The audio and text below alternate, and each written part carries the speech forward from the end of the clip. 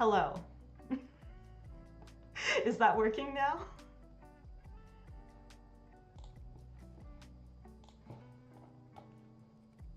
Oh gosh, that's why it was grayed out. I completely forgot that I turned my mic off before this. Oh well, let's do that again. So, uh,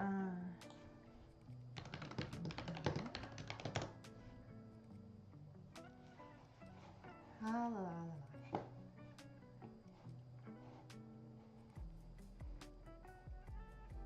You can tell it's been like quite a while since I've streamed because, of course, I forgot to turn my mic on. Oh well. So, I think if you can hear me now, then we can get started.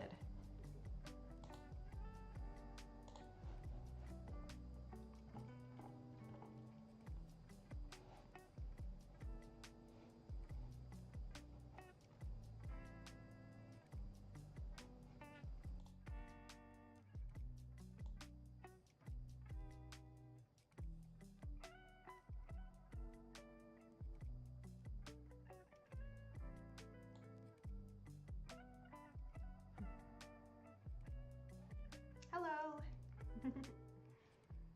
Can you hear me now?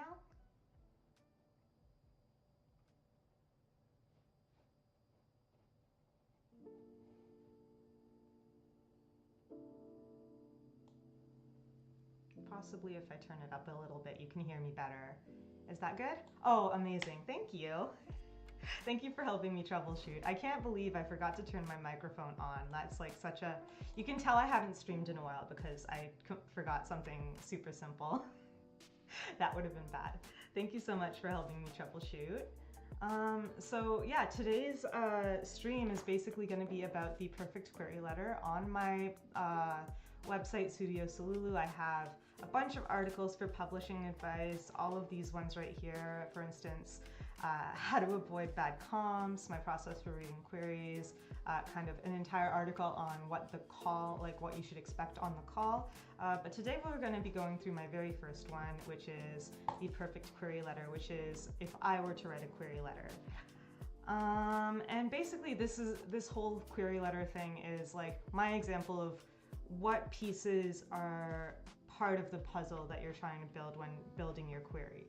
I know that there's a lot of articles out there on kind of like how to write a query and what we expect from you and what kind of the different parts are, but there's not a whole lot of examples of what that actually looks like. I know some agents have asked their clients to give them information on, for instance, like some agents have asked their clients whether they can share their query letters to other people so that they can see what successful query letters look like. And that's really good, but I also find that everyone's so individualistic and different in the way that they attack writing a query letter that this was the easiest way for me to kind of show you guys what that looks like in terms of like what each piece of the structure should be and what it should look like as a whole. So I kind of just wrote my own and posted it back in October, and it's been up for a while. If you've already seen it, then amazing. If you haven't seen it, then I guess we'll be going through it together today. But let's just get right into it. The perfect query letter and kind of what are the building blocks toward that. So first of all, I start with a salutations and the agent name. So dear agent. Agent, I'll usually use their full name. So if you were querying to me, for instance, it would be like dear Tasneem Motala. I use their full name mainly because I don't know them that well. So maybe they don't want me to use their first name, or they don't, or they feel weird only using their last name or whatever, you know. So I use both. I just find that simpler. Then you put an introduction to yourself. The introduction is the part that you're going to personalize based on who you're querying to. So you're going to do a bit of querying research on who you're interested in sending your stuff to. And here I've written, I'm Tasneem Motala, a writer and literary agent, finally joining the ranks of those in the query trenches with a manuscript of my own. I was so excited when I saw your queries were open.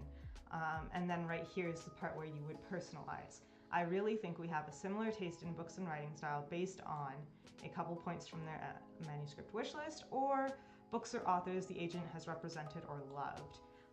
This kind of gives the agent that you're sending this to an idea that you've done your research, you know what they're looking for, you know what they like, you know what their taste kind of has in it, like, you know the tropes that they like, you know the genres they like, you know what they're accepting, stuff like that.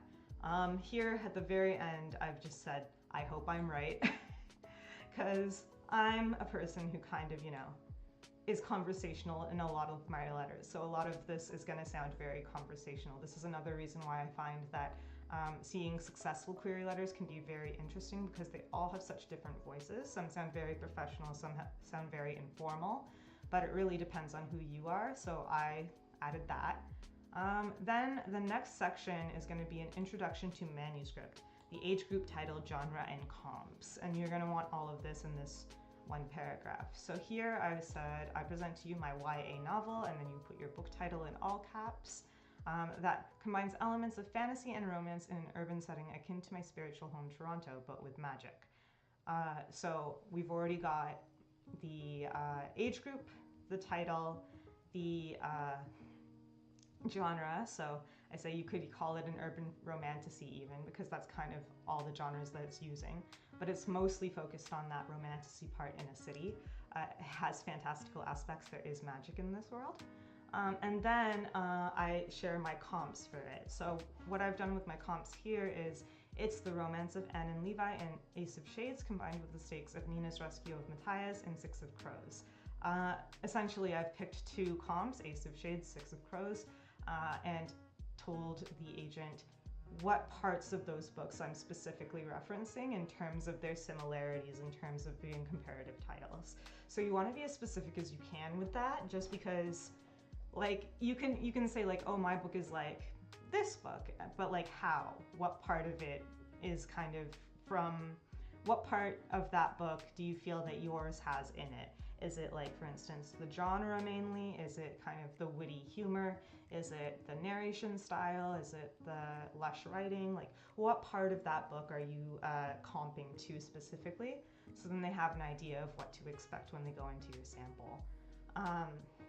Sometimes it's hard to see kind of what it is unless you've taken a few steps back, and that's the same problem that a lot of people have when they actually do the next paragraph, which is the paragraph pitch.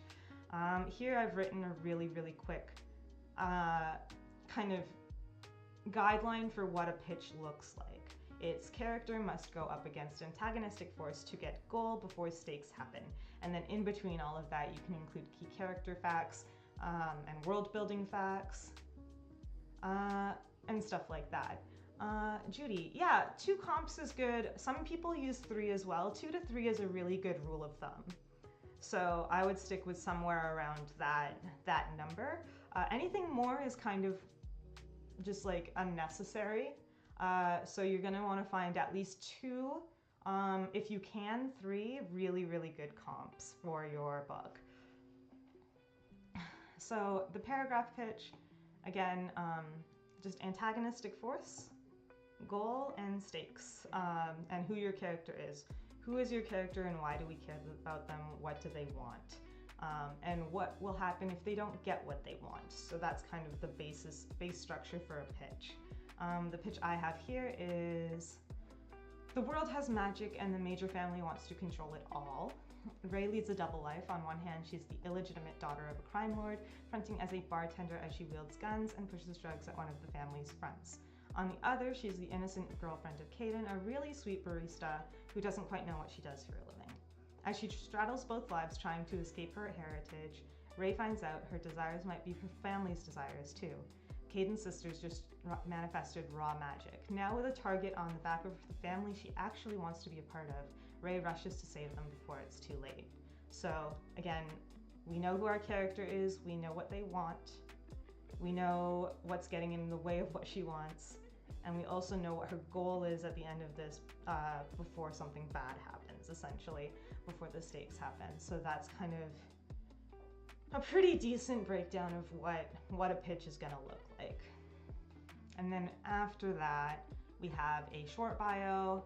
I put a little bio about myself. I'm a really nerdy person, so I included some of my fandom interests, like the fact that I really love Shadow the Hedgehog, and I started writing when I was like 13 in the fan fiction community. So that's what I've put in here. But I also put like kind of what I do for work. So I'm a graphic designer and I'm known professionally for my literary agent work. Then you want to sign off. Thanks so much for your time and consideration. Tasneem.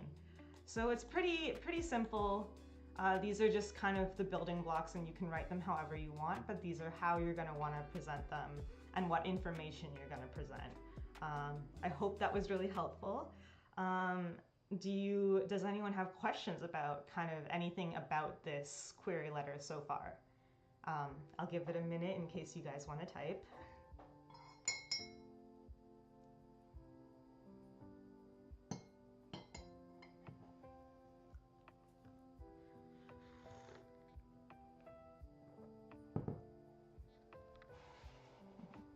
Otherwise, we'll just move on. There is some stuff at the very end of the article that I've written that are things that some people ask in their queries. So some agents will ask for more information or have personalized questions, especially on Query Manager. And these are just some things that you might want to think about, but not necessarily do if they're not asking those specific questions. Some agents will ask for a full synopsis of the story, so you'll want to like do a breakdown of the whole thing. Some people will ask for a condensed version of your pitch, so you just like condense it down to like 1 or 2 sentences, as I've done right here. And then, yeah, like I said, to that question, name some comparative titles. 2 to 3 is a really good number because 2 to 3 is going to make it easy for that agent to place that book where it is, where it would be on a bookshelf in the future when it's on a bookshelf. So, for instance, like if you say your book is like the Shadow Games trilogy, which I've referenced here, and Six of Crows, then you know kind of where in the YA section it belongs. It doesn't necessarily belong in the romance. It might belong in kind of like the heist section or the gang violence or something like that. Like it like what can it sit beside and what readers will it appeal to the most? And what is the crossover of that readership? I, again, like I said, use Six of Crows and the Shadow Games trilogy. I used them because they all had the same high stakes elements of big cities and magic, criminal underbellies, and just like really super human characters. Like these characters are so human, they make huge mistakes and they have to, you know, deal with those mistakes. It kind of reflects a lot of what I was writing in this manuscript. This is a manuscript, by the way, that I have not worked on for like 2 years because I just don't have the time anymore. So hopefully one day I'll get back to it, but we'll see. Some agents will ask you questions about like, what was your inspiration for writing this story? Do you have a Spotify playlist? Do you have a Pinterest board? Some agents are really into kind of like the nitty-gritty of your story in terms of what you've created beyond just the writing. So they'll want to see like, you know, like the moodiness, the mood boards, the playlist, the music that you were listening to while you were writing it, just to get a kind of vibe for the book. And then a lot of agents nowadays actually ask for content and trigger warnings. So this one is, you know, a really good thing to have. If you have anything that would, you know, be considered a trigger warning or a content warning, definitely put that in so that you can let the agent know, like, especially because some agents, you're not going to know what they don't really want to read. Maybe they really aren't into certain topics or triggers and they can say no before they get to that point and end up being triggered themselves. So it's actually really respectful to include those somewhere, especially if they ask for them specifically. Have you guys ever done any, I guess to say, have you guys ever done a query where they've had interesting questions in their forms, or have any of you even queried before, I guess is my question. I'll give you guys a second to type if you need to.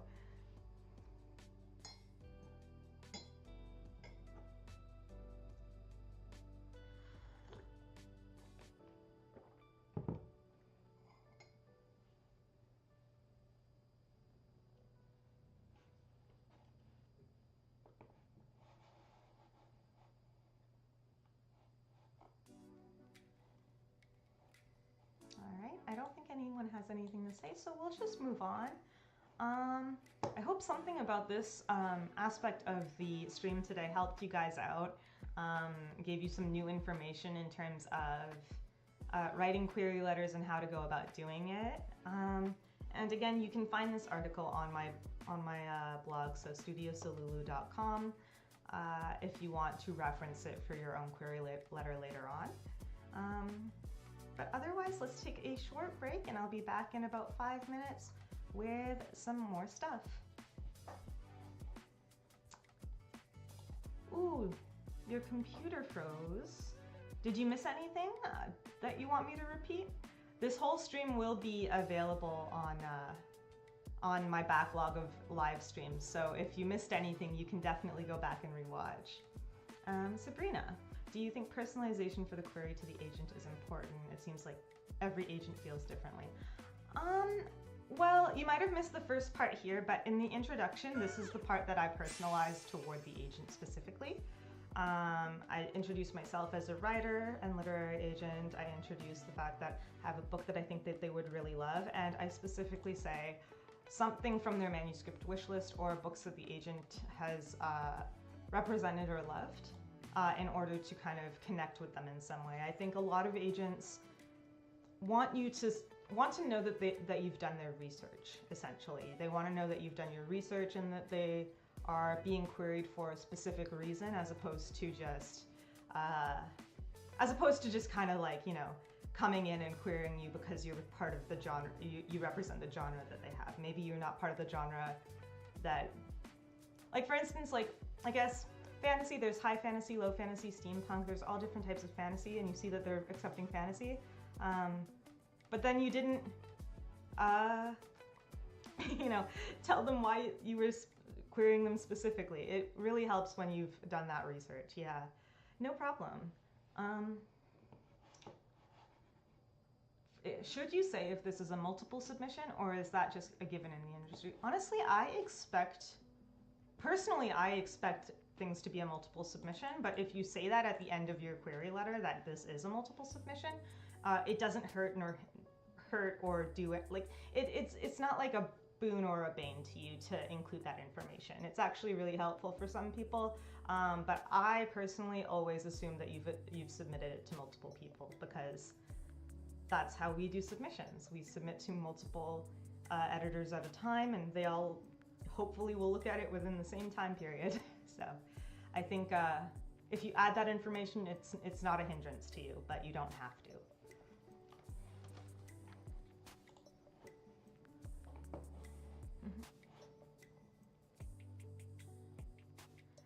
How do you tactfully include that you are a person of color? I would include that in your short bio. So if I were to include that in my short bio, for instance, it says I'm a writer and graphic designer, best known professionally for my work, whatever. And then probably I would add it in right after this first fact here, like right around this kind of area here. I would say I'm Indo-Canadian with a Muslim upbringing. And writing has been a lifelong hobby. You can definitely say it somewhere. I find that a lot of, so many agents now are wanting more POC books, so you'll want to tell them that, and they'll give you specific attention that they might not give you otherwise. But also in my query form, which isn't open right now, but it is open for BIPOC writers, there is a secondary one that's open for only BIPOC writers year-round. I actually ask a question asking you to share, if you're comfortable with it, any ways in which you might be a marginalized writer. So that includes like whether you're BIPOC, whether you have any sort of mental or physical disabilities, if you're part of the LGBTQ community, all of that stuff. And yeah, Sabrina, just like you said, like if your bio starts with it, like as long as it's in there somewhere, you don't have to like hide it between stuff. But especially if your book feels like it could be an own voices book, like it uses your experiences as a Black person or as a brown person or as a neurodivergent person to kind of set the story up. Like for instance, you're neurodivergent and your main character is too. It's actually important to include that information to show that you're writing from a place of knowing what that feels like and living those types of things. So it's not just like someone writing something they have no idea about. So yeah, I would just add that too, for sure.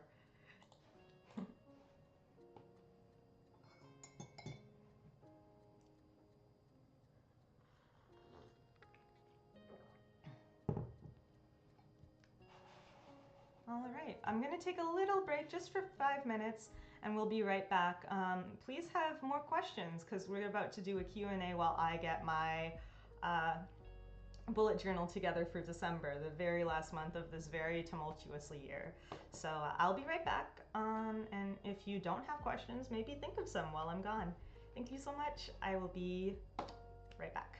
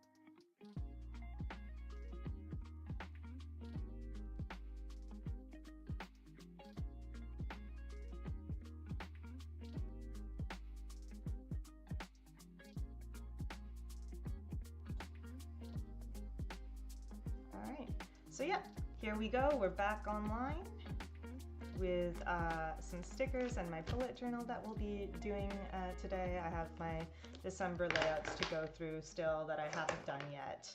I also have this brand new super cute pen, which I absolutely adore. I'm very excited to be using it. But yeah, we're back. And Judy, I noticed that you asked if I rep US authors or only those from Canada, and I actually represent kind of from both. Kind of from both and everywhere. I have author clients from Canada, I have author clients from the US, I have author clients from the UK. So I kind of represent from everywhere. I even get queries from people in Asia or, you know, kind of anywhere. Yeah.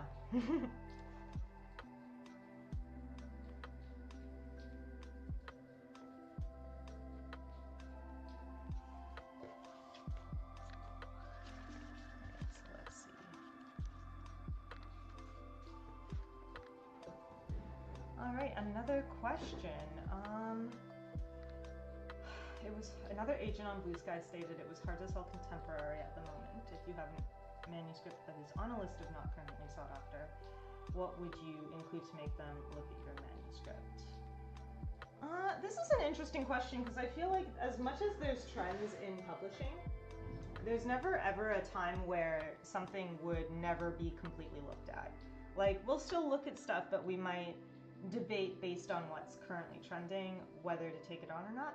But I also take queries from a very specific standpoint of if I like it, someone else will like it, and trends don't always last forever. So for instance, trends right now include romantasy, dragons are a big trend right now due to Fourth Wing, but those trends also only have so many years in them before people kind of move toward other things.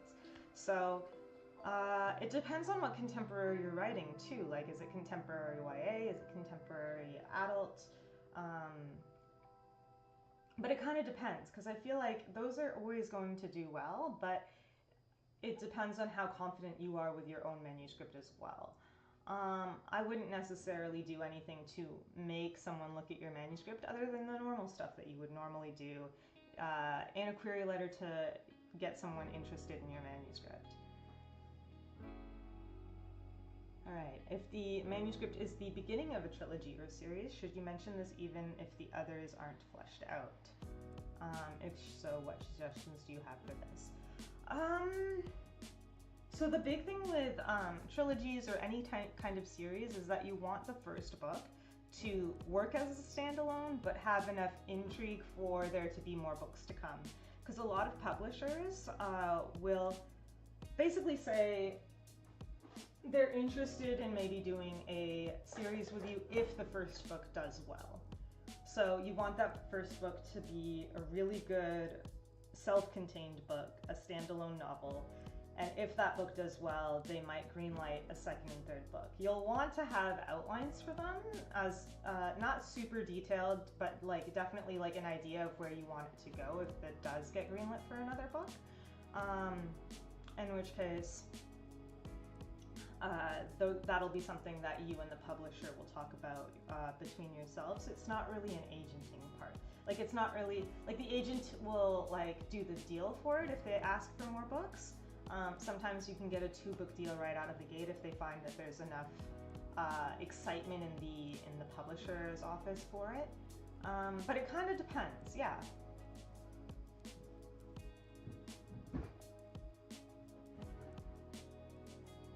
All right, your next question. What if you absolutely can't find a comp for your manuscript? Do you just say, I've searched high and low and can't find any manuscripts that are comparable? Well, I think that a lot of agents these days believe in the idea that everything has been done before, so that there's definitely going to be something that's like your manuscript, but not to a T. It's always going to be an aspect or two of a manuscript that's going to be like yours. A lot of the times, if you say that you have not found anything, it gives us the impression that you don't read a whole lot, and you definitely don't read in your own genre, which is kind of not a great look to go in with. There's always going to be something that you can comp to, and usually you're going to want to do something within the same genre and age group that you're writing in. So say you're writing a YA book, it's a YA romance, you're going to want to comp it to other YA romance books. If you really can't find something, there are some agents who do comparable title services where they'll take some time, research your book, like kind of get to know your book a little and then do some research for you and then come up with 10 titles or 5 titles, a couple titles that you can use for that purpose of having as your comps. Right now I actually have a service like that. It's $40 for 10 comps and I'll do all the research for you and then send them off to you. You can then go through those comps and pick 2 to 3 that you feel are best suited for it. But there's always going to be something. If you can't find anything, maybe take a step back, take some time, and try again later.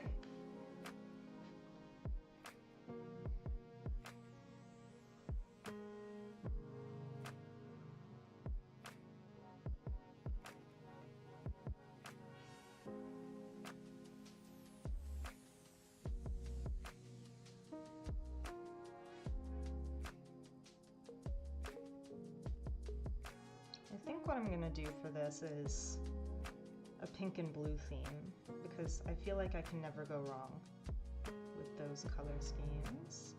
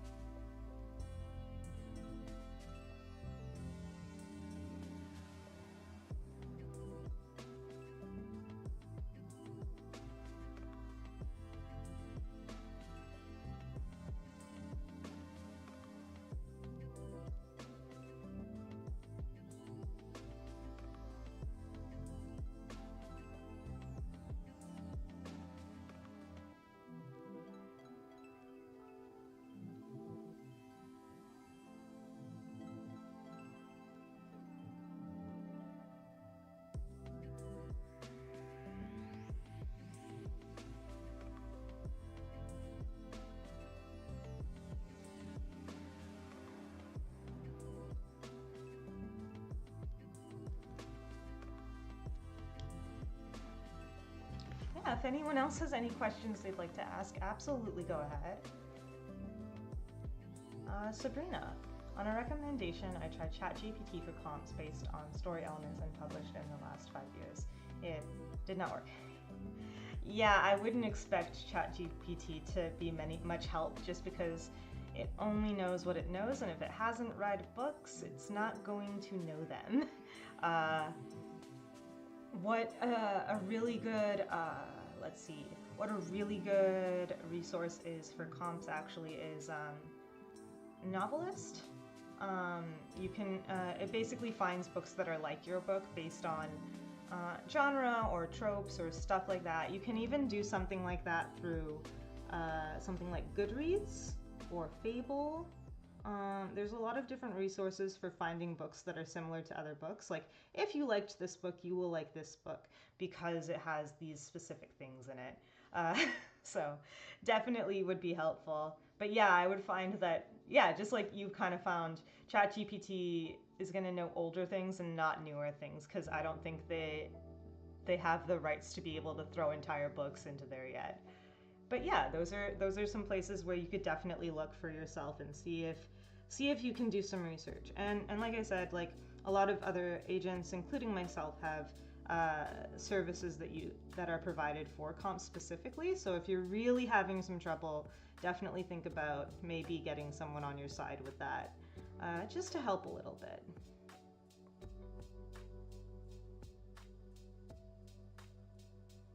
I've decided that the shadow looks bad and that I just want them all to be bubble letters. So I'm going to shadow all around.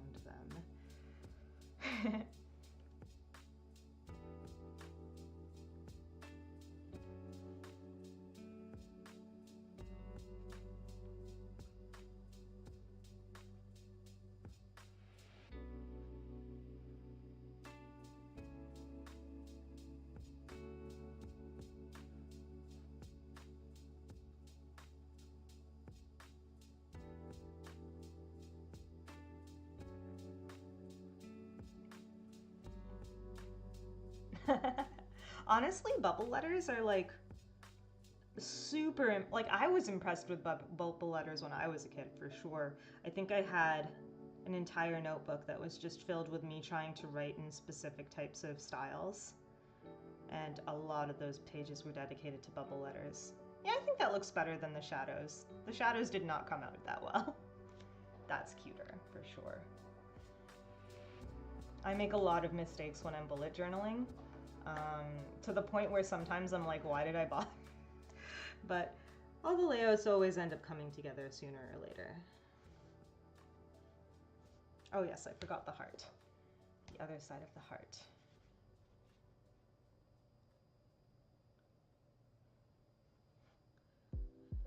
I hope Jamie is still creating those amazing bubble letters, because that is like a skill, honestly. I hope she's still riding horses and making bubble letters.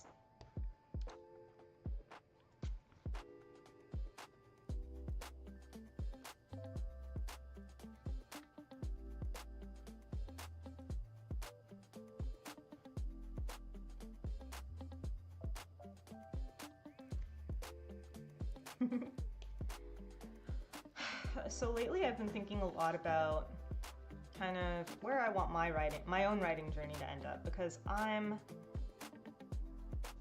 an agent obviously, but I'm also a writer, and I just find that I haven't really written anything in a while. And I was kind of thinking about that to myself, like, why haven't I written anything in a while? What's happening in my life that's preventing me from writing? And initially it was just like this big writer's block that lasted a couple of years. But this year I'm finding that, for myself at least, I'm having a lot of trouble writing because I am prioritizing basically everything else over my own writing.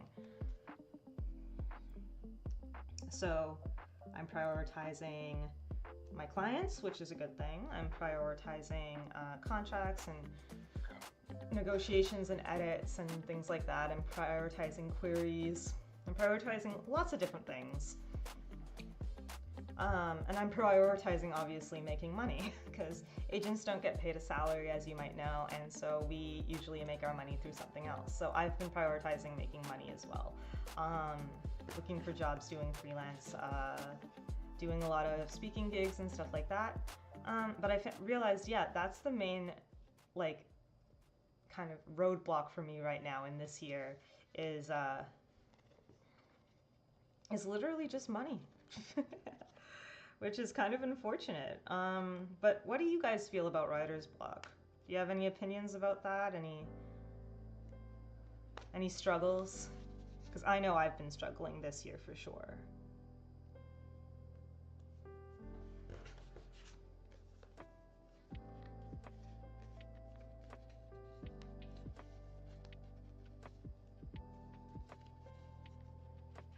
And it's a rough time to do stuff like that. It's a rough time to find the time to be creative when you are also trying to be responsible and trying to live a decent life.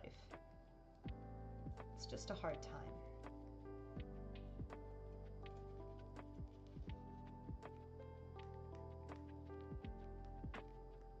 This one just does not want to come off. Let's try this. Let's try a bit. There we go. I did it.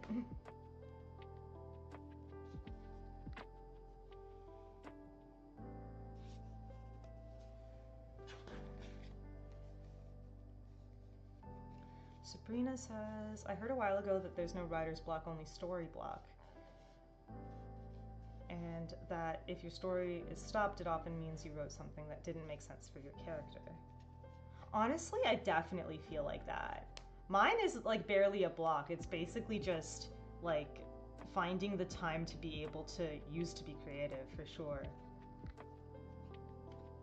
But I definitely feel like that's probably the right thing. Like I said, like the query letter the perfect query letter example that I wrote about in my blog that I showed you guys today, like that is a story I haven't worked on for 2 years, and that's mainly just because I haven't had the time. I haven't had the time to work on it. So that's kind of unfortunate, honestly.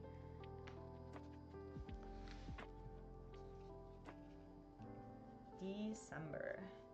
I think that's cute. We can probably do more for this, but I'm not sure what to do. Let's get out some more pink and blue.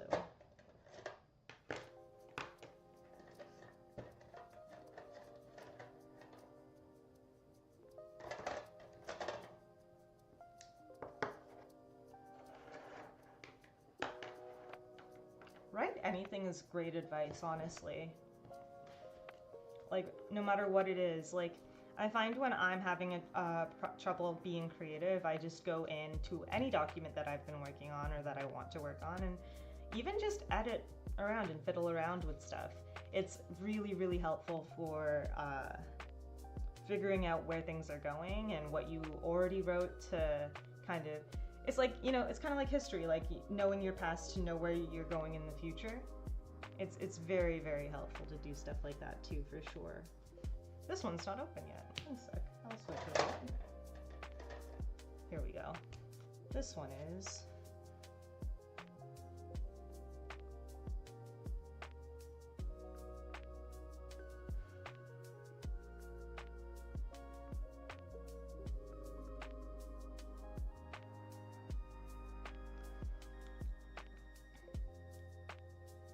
Reading is also great. I find that, especially if you don't read enough in your own genre that you're trying to write, you're gonna get stuck.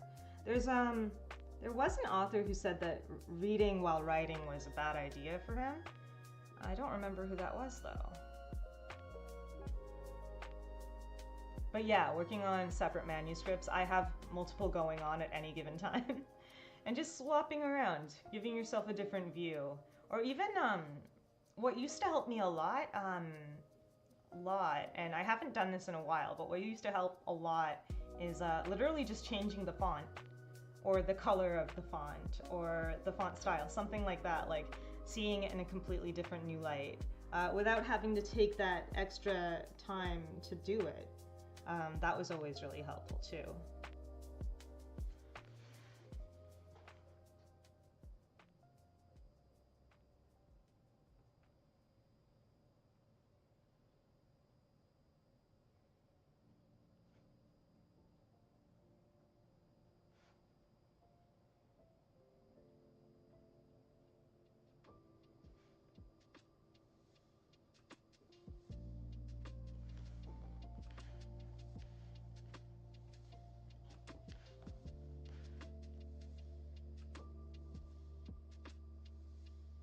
Right? I feel like if you don't read and write, like, one, you're not seeing what's out there that is in the same kind of genre or age group that you're writing in, so then you don't know what's out there.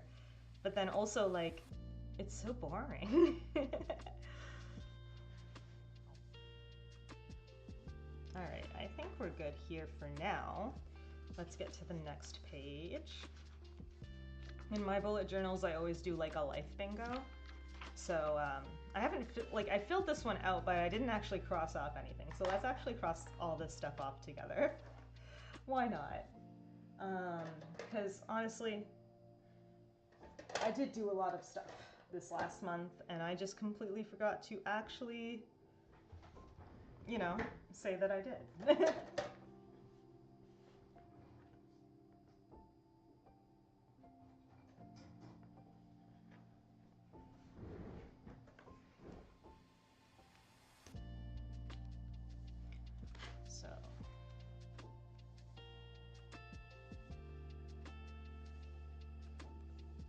That.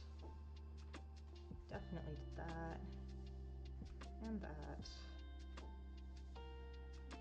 I didn't do that. I was close to a bingo there. I've done that. Yep. Didn't do that. Oh my gosh, I'm so close to bingos and I'm not getting them. Definitely did that. Yep. Free space.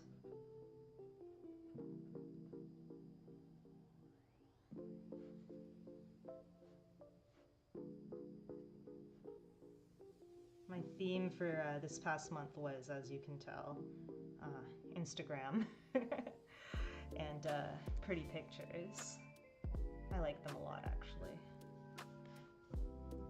something on, no, I didn't do that. Post for, I did do that. And that. Yep. Not yet.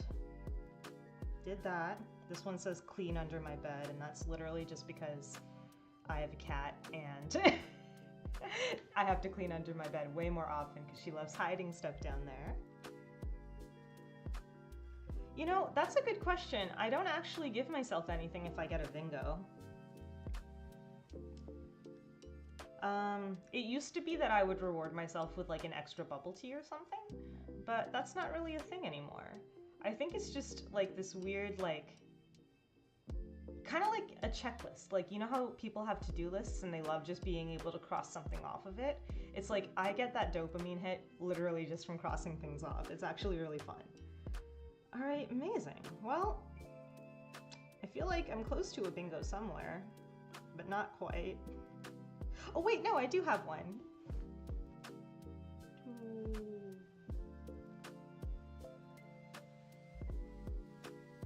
Yay, bingo.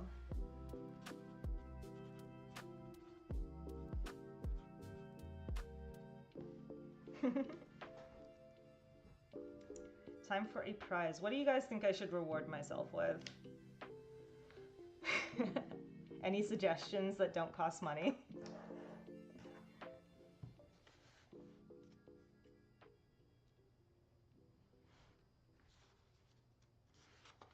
All right. Let's start building out this bingo.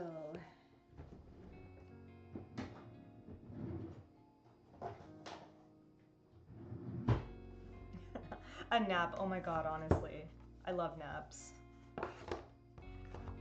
I feel like whenever my cat takes a nap, I am almost right with her wanting to take a nap too. So these are all stencils that I got online for bullet journaling. Here it is, that's the right way around. They have little like cute little things that you can put, little borders. I'm just using them for the ruler side this time, but yeah. I do keep all my bullet journals. This one, it's the end of the year and I've only used this much of it. So I'm probably just gonna keep using it until I run out. But I've done bullet journals before where I've used the entire book and I definitely keep them. Initially I started doing it because honestly, I needed a creative outlet and writing wasn't happening. So I was like, let me do something that's a little bit different than writing and a little more artsy. I know that some people do bullet journaling and it's very, very simple. It's very just, you know, like straightforward bullet points done. But I find that for me, the artistic aspect of it is really, really fun. I just find a lot of fun doing it. All right, so let me get this pen out. 1, 5, 1, 2, 3, 4, 5, 1, 2, 3, 4, 5.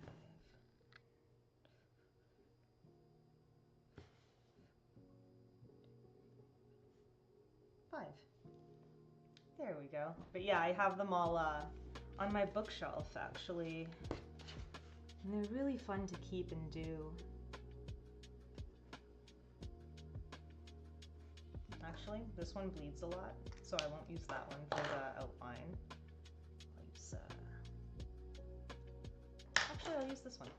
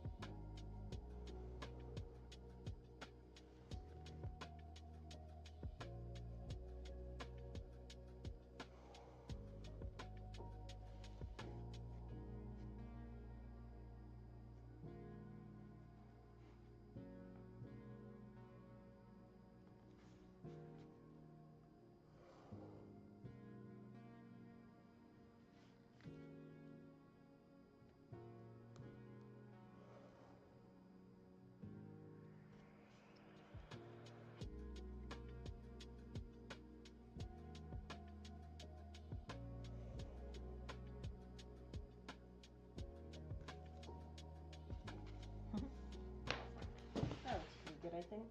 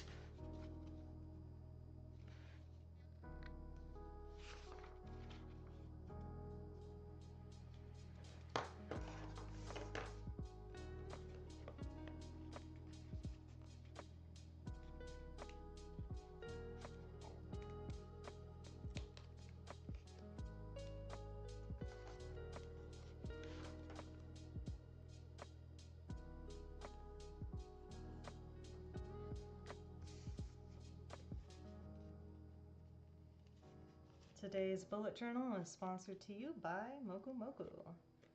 They are a drink from Thailand, and I bought them because I bought a box of them, the lychee flavor, because 17, the K-pop group, was on the box, and I was like, I gotta take a look at this. And then secondly, because I found out that if you bought a box of them, you get a free sticker pack, and I needed new stickers for this month, so I thought, how perfect.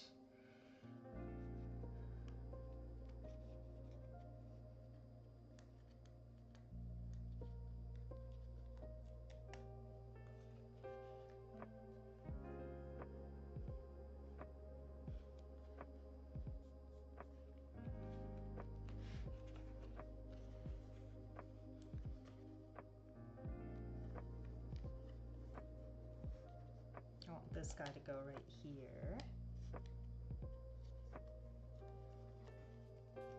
Absolutely. Thank you for joining, and have a great rest of your day. Thank you so much for coming. Oh yes, he looks perfect right there.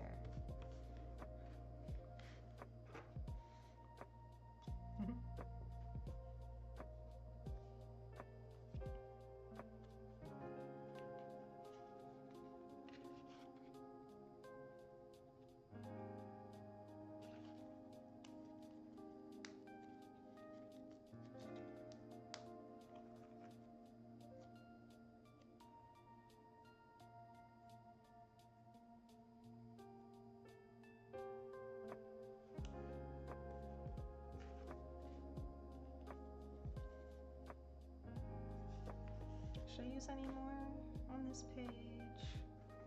I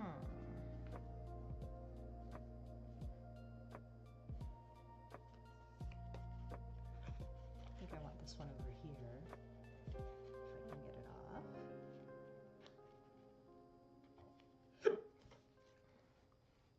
Oh my gosh, earlier when I was with my friend today, I had hiccups, and I think they're coming back.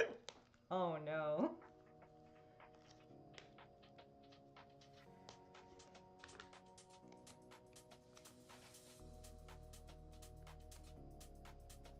That's super cute right there. Oh, let's do my bubble tea tracker.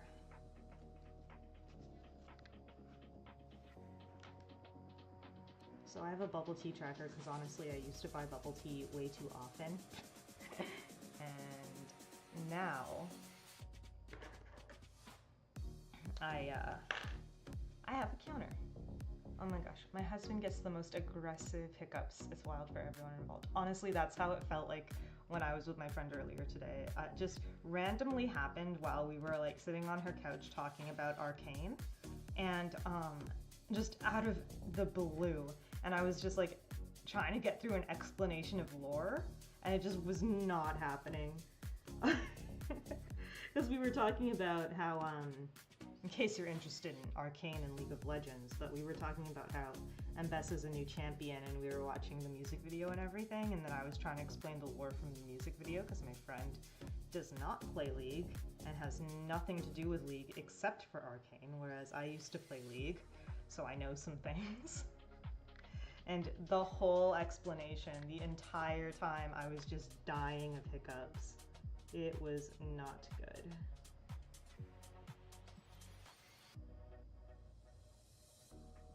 Not a good time for anyone involved. I think her cat got a bit scared of me actually, just because I was hiccuping so violently. Oh gosh.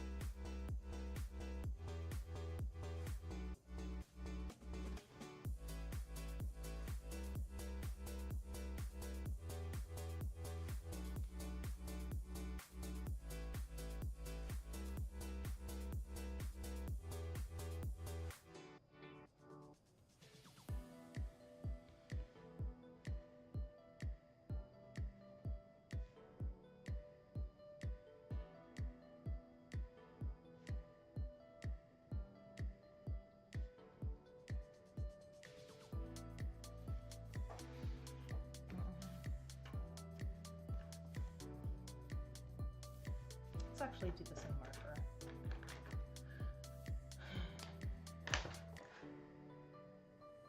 Another comp title question. Writing these sentences is my kryptonite. If I share two titles, should I share Y? Or can I just say, will appeal to fans of X and Y? In my example query letter, if you go on my blog, I do share Y. I picked two very specific instances from two books that I feel are good comps and referenced them. So for instance, the love story of Nina and Matthias in Six of Crows, and then the, no, it wasn't. The Nina's rescue of Matthias in Six of Crows, and in Levi's love story in Ace of Shades. So I said specifically which parts of it were relevant. That being said, if you say for fans of this and this, that's also a really good way to do comps. Just because it's putting your book on the shelf next to two things that are already well known and saying that these comps have very similar audiences. So like audiences of this book might also like this book. So I feel like either way is really good, but if you want to get into the specifics of why you're picking them, I would say you can share why for sure.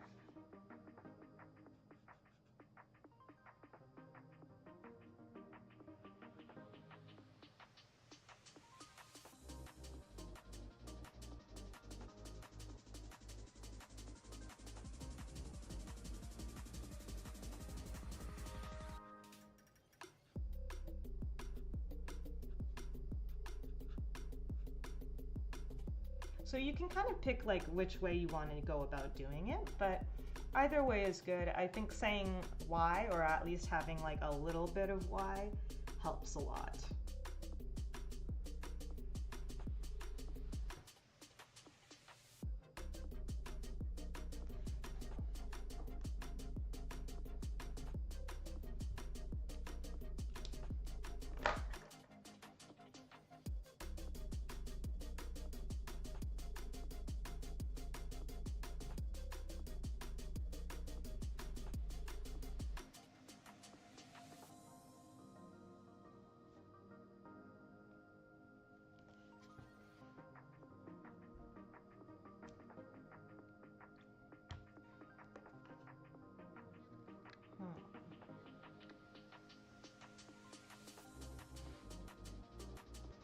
Let's bring some pink back into this page too, because there's none yet.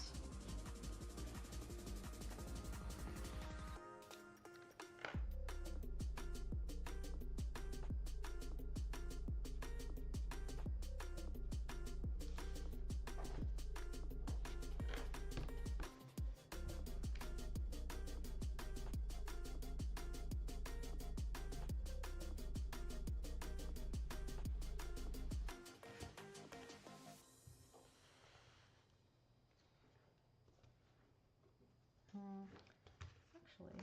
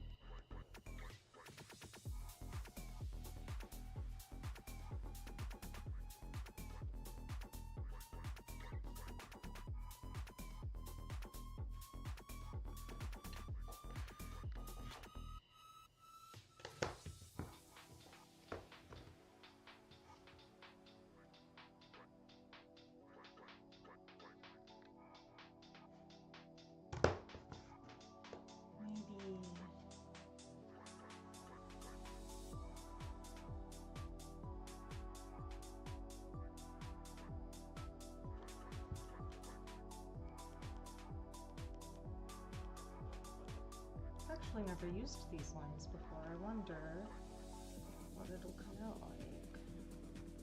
Probably just a line, dotted line. Honestly kind of messy, but I was messy doing it, so that makes sense.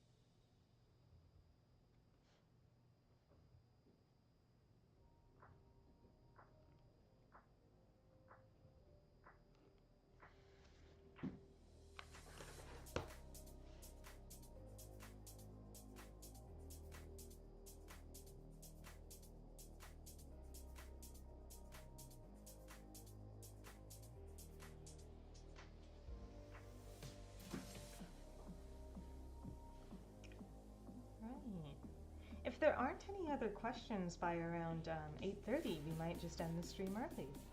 So let me know if you have something you want to know.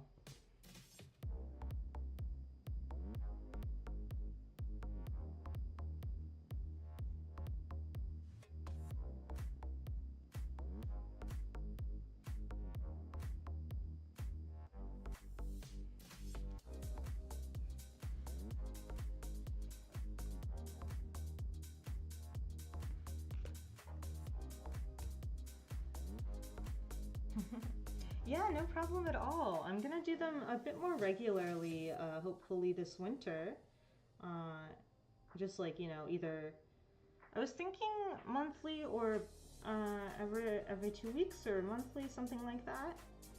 But whatever helps the writing community the best. Oh, hi, sweetie. Hi, kitty. You finally made your little appearance? You wanted to make sure everyone saw you before they go? Come on. Oh, sweet kitty. You only get her butt for now. Her butt.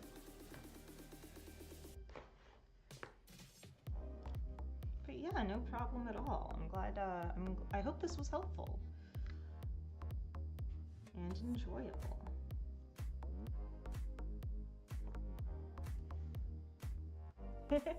You as well, Sabrina. Thank you so much for attending.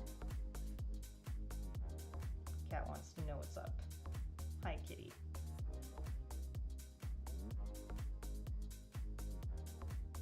Good kitty. Yes, you're such a good girl.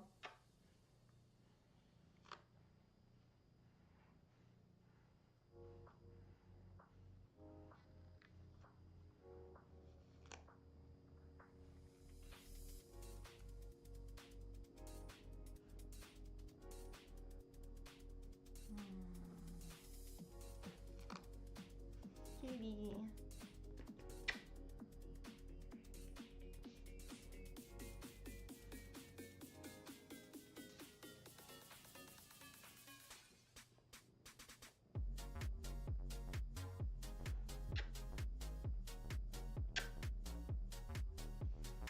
Kissies for the kitty. The prettiest kitty in the whole world. All right. Well, I think we might be done here, but thank you everyone for tuning in. And hopefully we'll be doing this again sometime soon. All right, have a good night.